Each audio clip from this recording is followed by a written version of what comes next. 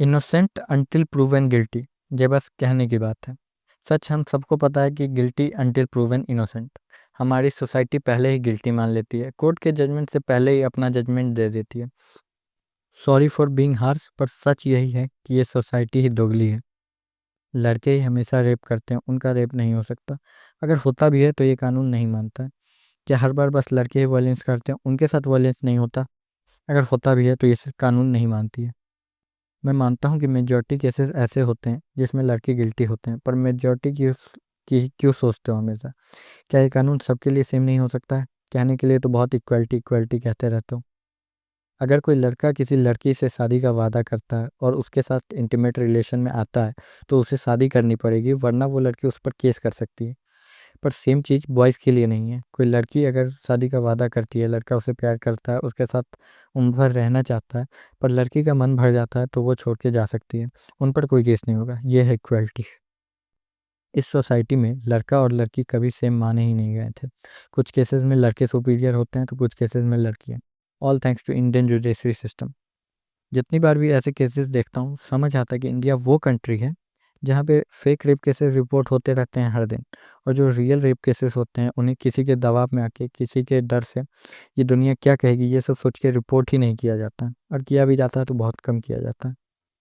और हाँ, एक बात और, एक दिन 2 दिन मैक्स टू मैक्स 1 वीक या 2 वीक तक ये बातें होंगी, फिर सब भूल जाएंगे। किसी को कोई फ़र्क नहीं पड़ेगा कि क्या हुआ अतुल सुभाष के साथ या फिर क्या हुआ था आरजी कर कॉलेज में एक डॉक्टर के साथ। फ़र्क पड़ेगा तो बस उनके माता पिता को, जिन्होंने कभी अपने गोद में खिलाया होगा अपने बच्चों को। अब वो उनकी याद में सो ही नहीं पाएंगे रात को। आप खुद सोच के देखो कि आपके घर में अगर ऐसा हादसा होता तो क्या आपको नींद आती? क्या आप चैन से सो पाते? पता है, हम उस सोसाइटी में हैं जहाँ लोग बस सोशल मीडिया पर बात करते हैं, सोशल मीडिया पर ही इंसाफ मांगते हैं, और सोशल मीडिया पर ही कुछ नया आएगा तो ये बात पुरानी हो गई सोच के भूल जाता है। ये देखो, नई की देवी की नई तस्वीर। अब तो आंखों से पट्टी भी हट गई है, फिर भी सही और गलत नहीं देख पाती है।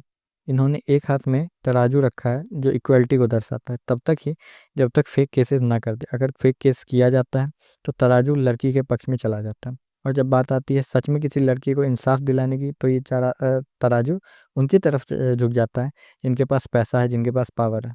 और इसी तरह ये न्याय की देवी न एक बेबस लड़की के लिए सही फैसला दे पाती है, और न एक बेचारे लड़के के लिए।